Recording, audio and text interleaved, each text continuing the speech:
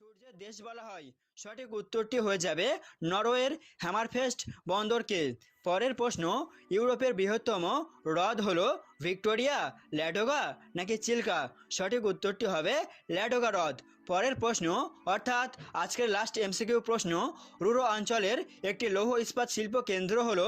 সঠিক উত্তরটি হয়ে যাবে ডুইসবার্গ। এবারে চলে আসবো আমরা দুইয়ের দাগের প্রশ্নে। যে কোনো 5টি প্রশ্নের উত্তর দিতে হবে এবং প্রশ্নের মান 1 নাম্বার করে। প্রথম প্রশ্নটি দেখো, পর্বতগ্রন্থি কাকে বলে? উদাহরণ দাও। উত্তরটি হবে অনেকগুলি পর্বত শ্রেণী বিভিন্ন দিক থেকে এসে মিলিত হলে সেই মিলিত অঞ্চলকে পর্বতগ্রন্থি বলে। উদাহরণ, এশিয়ার পামির ও আর্মেনীয় পর্বতগ্রন্থি।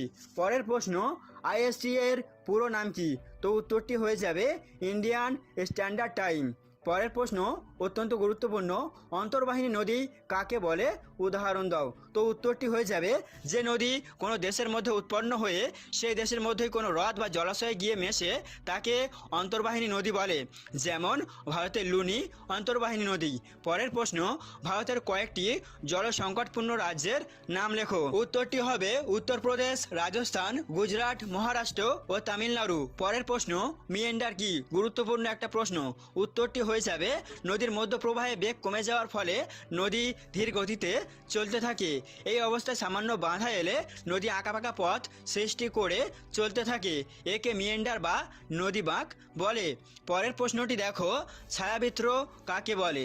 তো উত্তরে তোমরা লিখবে পৃথিবীর আলোকিত এবং অন্ধকার অংশের মধ্যবর্তী বৃত্তাকার অংশকে ছায়াবৃত্ত বলে।